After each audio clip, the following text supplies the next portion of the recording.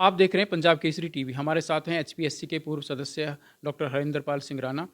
ये भी पलवल विधानसभा क्षेत्र से चुनाव की दावेदारी कर रहे हैं और टिकट की मांग कर रहे हैं। हम इनसे जानना चाहेंगे कि टिकट के लिए क्या कुछ इनकी तैयारियां हैं और किस तरह से काम कर रहे हैं। जी डॉक्टर साहब। नमस्कार। मैं पलवल विधानसभा से भाजपा की टिकट का दावेदार हूं और भाजपा पार्टी में मैं इस समय प्रदेश कार्य समिति का सदस्य भी हूं और मैं पूरी तैयारी पिछले बल्कि मैं कह सकता हूं कई साल से मैं कर रहा हूं और जो उम्मीदवारी है मेरी वो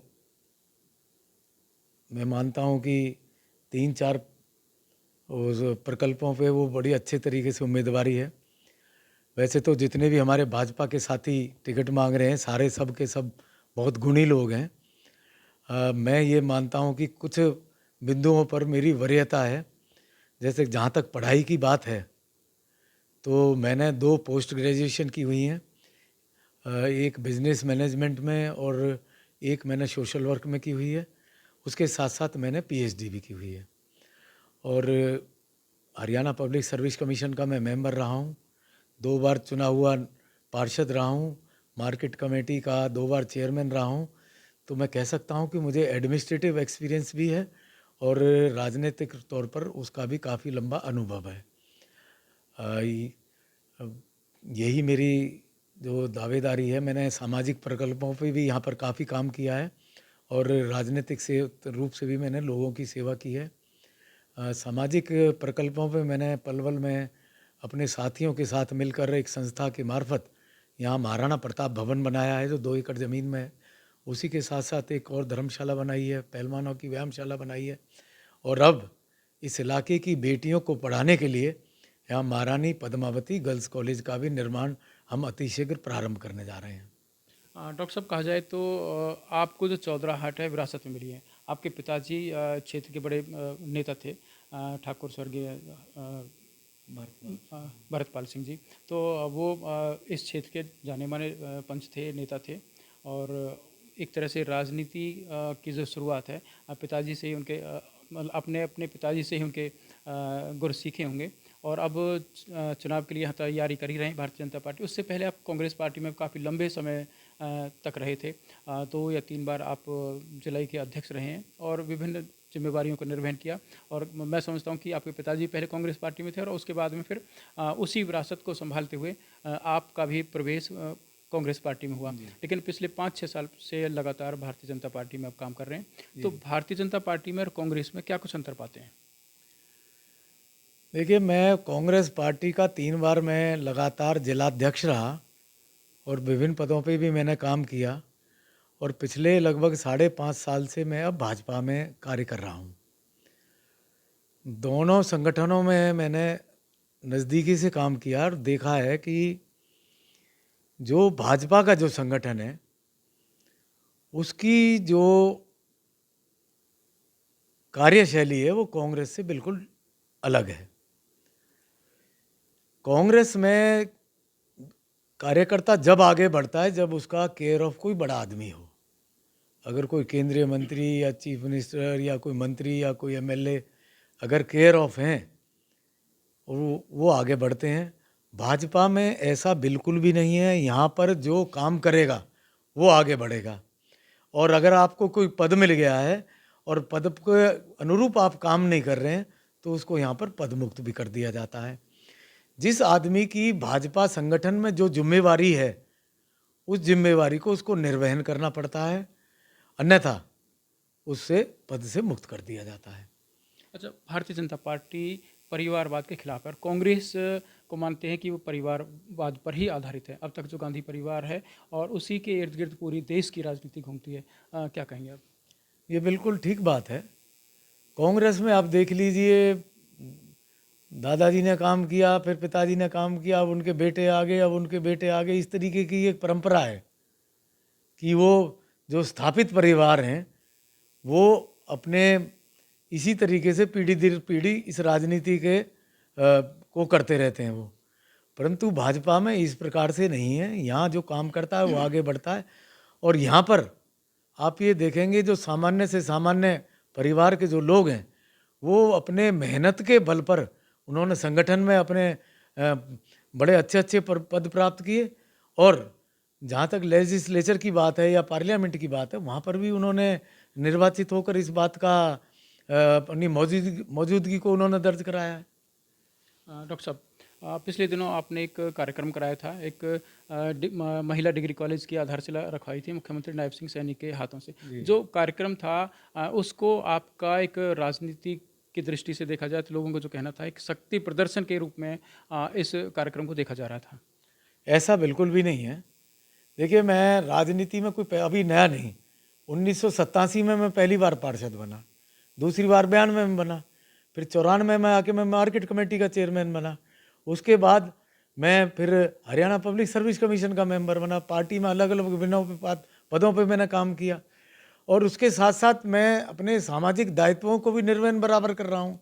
मैं 1990 में जो हमारी सीताराम सेवा ट्रस्ट है, उसका मैं अध्यक्ष बना था। यानी कि लगभग मुझे 33 साल हो गए उसका अध्यक्ष बने हुए। उसके मार्फत मैंने यहाँ पर बड़े अच्छे अच्छे काम किए। महाराणा प्रताप भवन बना, महाराणा प्रताप जी की प्रतिमा लगी, एक दूसरी छोटी धर्मशाला और बनी जो लोगों के लिए सेवा कर रही है।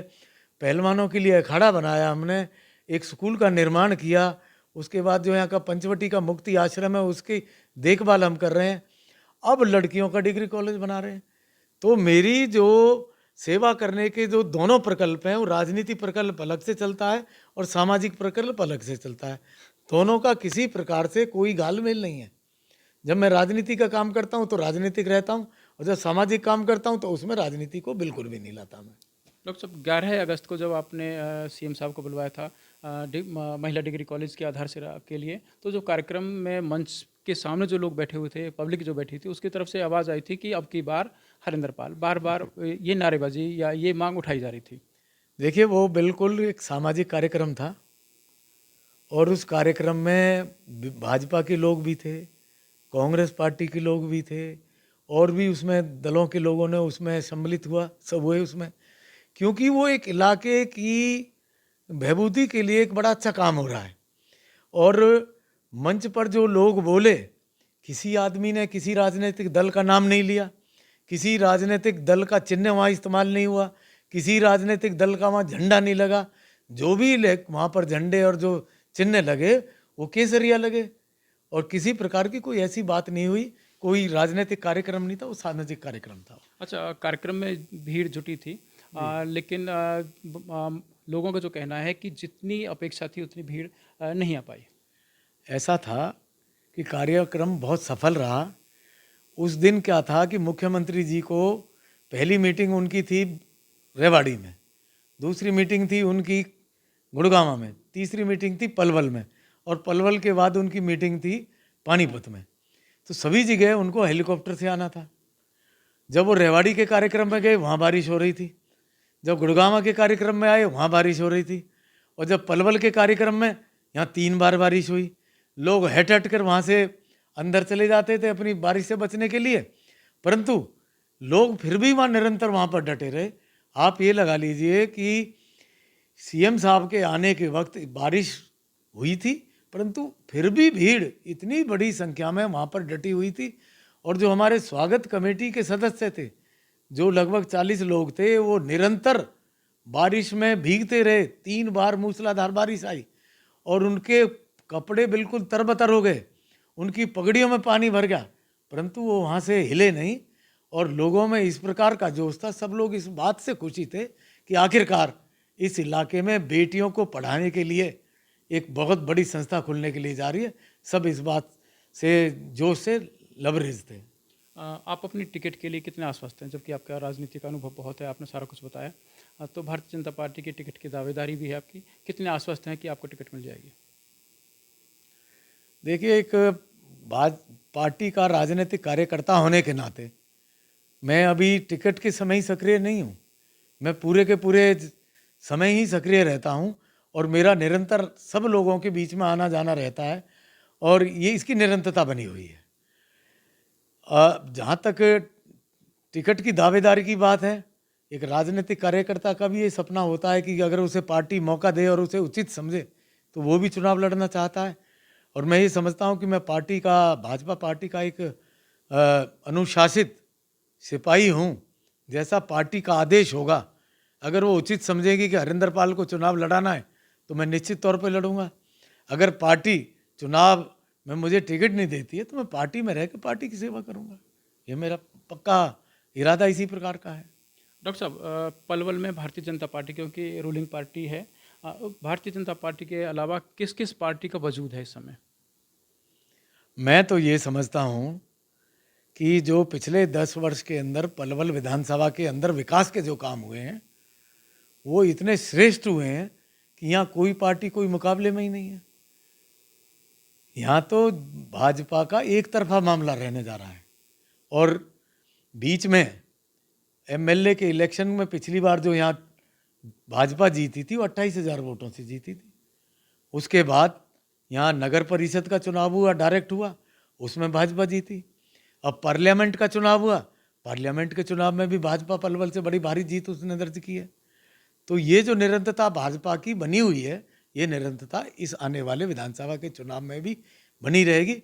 और भाजपा की टक्कर में पलवल में कोई भी पार्टी बिल्कुल भी नहीं है। कांग्रेस पार्टी के नेता हैं करण दलाल। करण दलाल की और एक तरह से भारतीय जनता पार्टी के सीधा सीधा अगर वो चुनाव लड़ते हैं तो सीधा सीधा मुकाबला होने की संभावना है। तो आपका क्या कहना है कि कांग्रेस पार्टी का और करण दलाल की क्या स्थिति रहेगी भाजपा के मुकाबले में? देखिए, टिकट तो उन्होंने पार्लियामेंट की मांगी थी और मैंने अनुमान लगा के कहा था कि उनको टिकट नहीं मिलेगी। और ये भी मैंने कहा था कि उनकी फितरत इस तरीके की है कि उनको चीज़ पार्टी दे तो पार्टी उनकी मार है, और अगर पार्टी उनको टिकट ना दे और उनको इग्नोर करे तो पार्टी उनकी कुछ भी नहीं लगती। और ये उन्होंने इस पार्लियामेंट के चुनाव में साबित भी किया कि पार्टी ने उनको टिकट नहीं दी तो उन्होंने विरोध में आकर एक झाड़ सैतली में पंचायत की, और पंचायत का भी कोई नतीजा नहीं निकला। जैसा लोग अनुमान कर रहे थे कि चुनाव लड़ेंगे, चुनाव नहीं लड़े और पार्टी की मदद भी उन्होंने नहीं की। तो उनकी जो राजनीतिक स्थिरता है वो बिल्कुल भी नहीं है, क्योंकि उन्होंने ऐसा कौन सा दल है जो उन्होंने ज्वाइन ना किया हो, हर दल में वो रह लिए। और पलवल को तो उन्होंने यहाँ पर एक आतंकवाद का अड्डा बना दिया था। जब जब भी वो पावर में रहे उन्होंने अपनी राजनीतिक शक्ति का प्रयोग कर कर अपने जिस दल में वो काम करते हैं उस दल के लोगों को या विपक्षी पार्टियों के लोगों को प्रताड़ित किया है, उन पर झूठे केस बनवाए हैं, राजनीतिक आतंकवाद फैलाया है। और ऐसे सैकड़ों परिवार हैं पलवल के आसपास में जिनको उन्होंने झूठे मुकदमों में फंसाकर प्रताड़ित किया है। व्यापारी भाई जो उनकी बात को नहीं मानते थे, उनके घी तेल के सैंपल भराकर उनके छापे पड़वाए गए। बिजली के कनेक्शन सबके पास होते हैं, चाहे गरीब आदमी है चाहे अमीर आदमी है, जो उनकी बात को नहीं मानता था उसके बिजली के छापे पड़ते थे। वो एमएलए कम, वो थानेदार ज़्यादा थे। क्यों? कि थाने में कोई भी एफआईआर होती थी, दर्ज होनी है, तो थानेदार पहले उनसे पूछता था जी दर्ज करूं या नहीं करूं। तो उन्होंने विधायकी कम करी, थाने की राजनीति ज़्यादा करी, और इस थाने की राजनीति ने इलाके को, गांव को दो भागों में बांट दिया। और गांवों में इस कदर की पार्टीबाजी बनी हुई थी कि लोग एक दूसरे की जान को लेकर उतारू थे, और जो आपस का भाईचारा था उसको इन्होंने बिल्कुल नष्ट कर दिया। मैं इस बात को प्रमाणित रूप से कह सकता हूं। एक बात ये हमेशा कहते थे कि जब भी मैं सत्ता में आऊंगा कोई अधिकारी उल्टा काम करेगा तो उसको मैं पेड़ से उल्टा लटका दूंगा। मैं इस बारे में एक बात कहना चाहता हूं। एक अंग्रेजी की कहावत है कि चैरिटी बिगिंस एट होम, यानी कि अगर कोई शुभ काम करना है तो शुभ काम अपने से प्रारंभ करना चाहिए। मैं इनसे ये पूछना चाहता हूं कि इनका छोटा भाई प्रेम सिंह दलाल जो कोऑपरेटिव बैंक पलवल और फरीदाबाद के चेयरमैन थे, उनको चेयरमैनी से क्यों सस्पेंड किया गया? उनको हाई कोर्ट चंडीगढ़ से चेयरमैनी सस्पेंशन में राहत क्यों नहीं मिली? उनको जब चेयरमैनी से बर्खास्त किया गया तो जो हरियाणा के रजिस्ट्रार थे उन्होंने उनको बहाल क्यों नहीं किया? हाई कोर्ट ने उनकी दरखास्त को मंजूर क्यों नहीं किया जो बहाली की थी? उनको पलवल कोर्ट से राहत क्यों नहीं मिली? उनके ऊपर लगभग 60 करोड़ रुपए के भ्रष्टाचार का आरोप है। जब वो बैंक के चेयरमैन थे तो विशेष तौर पर 4 गांवों में, 2 गांव जिसमें खादर के हैं, राजूपुर और सोडला, और 2 गांव हैं घोड़ी, और घोड़ी के पास में एक।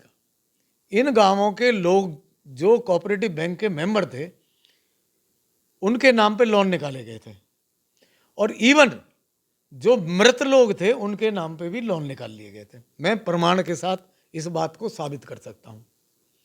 और एक बात और कहना चाहता हूं, राजूपुर गांव का एक सिपाही जो हरियाणा पुलिस में सिपाही है, उसके नाम से 2.5 लाख रुपया निकाल लिया गया। जब उसकी नौकरी पर आंच आई तो उसने 2.5 लाख रुपया अपनी जेब से भरकर अपनी नौकरी को बचाया है। ऐसे किसानों के नाम पर जो लोन निकाला गया, इससे बड़ा भ्रष्टाचार और क्या हो सकता है? तो जो ये कहते हैं कि मैं उल्टा लटका दूंगा, तो मैं वही बात कहता हूं कि चैरिटी बिगिंस एट होम। पहले भ्रष्टाचार के आरोप में अपने सगा भाई जो है उसको आप उल्टा लटकाइए, अधिकारियों को तो बाद में लटकाना। ये कहते कुछ हैं और करते कुछ हैं। इनकी बात का किसी प्रकार से यहाँ कोई विश्वास नहीं करता, और इन्होंने इस इलाके के भाईचारे के ताने बाने को बिल्कुल एकदम तार तार कर दिया। अच्छा, एक और बड़े नेता हैं पलवल में, सुभाष चौधरी, जो अभी कुछ दिन पहले तक भारतीय जनता पार्टी में रहे, लेकिन किन्हीं बातों के कारण उनका कहना था कि मुख्यमंत्री कार्यक्रम में उनकी अवज्ञा हुई, उनका निरादर हुआ, इस कारण से भारतीय जनता पार्टी को छोड़ चुके हैं। और पिछले लोकसभा चुनाव में उन्होंने कांग्रेस की खुले तौर पर मदद भी की है, हालांकि उन्होंने किसी भी पार्टी को अभी ज्वाइन नहीं किया है। उनके बारे में क्या कहना है? देखिए, सुभाष चौधरी जी और मैं, हम 2 बार इकट्ठे पार्षद रहे हैं नगर पालिका पलवल में। एक बार 1987 में और एक बार 1992 में। और हमारे परिवार के भी बहुत पुराने आपस में संबंध बहुत अच्छे रहे हैं, और आज भी संबंध बहुत अच्छे हैं।